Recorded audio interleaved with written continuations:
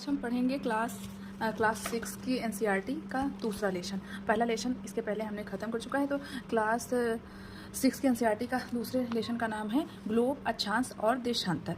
तो इसमें हम पूरी किताब नहीं पढ़ेंगे, इसमें जो कुछ इंपॉर्टेंट चीज़ें हैं सिर्फ उसी को पढ़ेंगे और जो हमारे एग्ज़ाम में बहुत ही महत्वपूर्ण है। जैसे कि ये सारी चीज़ें दी हैं वो इतना इंपॉर्टेंट नहीं एग्ज़ाम से के लिए। इसमें आप देखेंगे कि एक सुई ग्लोब में झुकी हुई अवस्था में स्थित होती है जिसे अक्ष कहा जाता है। ग्लोब पर वे दो बिंदु जिनसे होकर सुई गुजरती है उत्तर तथा दक्षिण ध्रुव है। हाँ, और उसके नीचे आता है एक अन्य काल्पनिक रेखा भी ग्लोब को दो बराबर भागों में बांटती है।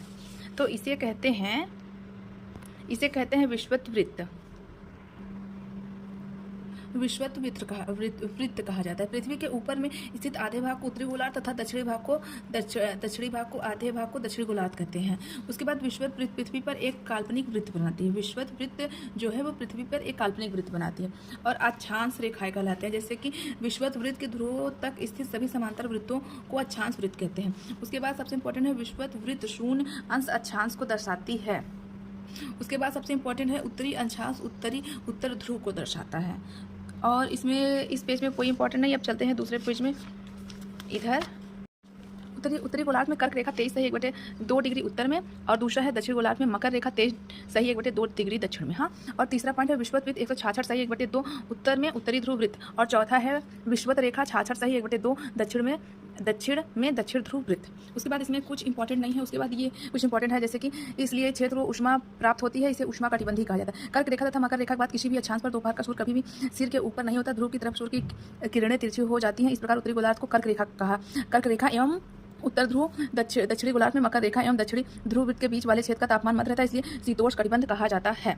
उसके बाद आ जाएंगे देशांतर में से ये इतना ज़्यादा इंपॉर्टेंट नहीं है। इस पेज में ये सबसे ज़्यादा इंपॉर्टेंट है। सभी देशों ने निश्चय किया कि ग्रीनविच, जहां ब्रिटिश राजकीय वेधशाला स्थित है, से गुजरने वाली यामोत्तर से पूर्व और पश्चिमी की ओर गिनती शुरू हो जाए। इस यामोत्तर को प्रमुख यामोत्तर कहते हैं। इसका मान 0 डिग्री देशांतर है तथा यहाँ से हम 180 पूर्व व 180 पश्चिम तक गणना कर सकते हैं। प्रमुख यामोत्तर तथा 180 यामोत्तर मिलकर पृथ्वी को दो समान भागों में पूर्वी गोलार्ध तथा पश्चिमी गोलार्ध में विभक्त करती है। ये तो हो गया जो कि एग्जाम के लिए इंपॉर्टेंट है। इसमें ये इंपॉर्टेंट है सबसे ज़्यादा इस वाले पार्ट में। देशांतर और समय है टॉपिक का नाम। इसमें यह है कि चूंकि पृथ्वी सूर्य से पृथ्वी पश्चिम से पूर्व की ओर चक्कर लगाती, अतः हुए स्थान जो ग्रीनविच के पूर्व में है उनका समय ग्रीन समय से आगे होगा, जो कि पश्चिम में है इसका समय पीछे होगा। समय के अंतर की दर की गणना निम्नलिखित विधि से की जा सकती है।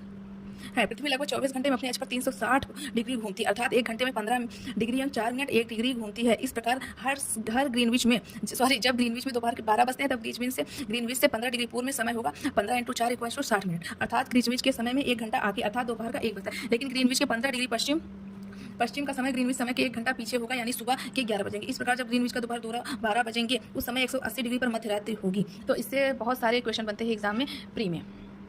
वही जो पीछे दिया गया था उसका ही कुछ एक्सप्लेनेशन दिया गया है कि कैसे निकालते हैं। और ये कुछ क्वेश्चन है कि पृथ्वी का सही आकार क्या है, तो पृथ्वी चपटी है, ग्लोब क्या है, और प्रमुख यामोत्तर का मान, शीत कटिबंधी किसके नज़दीक पाया जाता है, देशांतर की कुल संख्या क्या है, दक्षिण ध्रुव का वृत्त स्थित है, ग्रिड जिसका जाल है। ये सारे क्वेश्चन हैं। अगर आपको अच्छे लगे, समझ में आए तो कर लीजिएगा, क्योंकि ये सब प्रश्न भी बहुत इंपॉर्टेंट है। तो वीडियो अच्छी लगी तो लाइक एंड सब्सक्राइब जरूर करिएगा। Thank you. जय हिंद। Bye bye.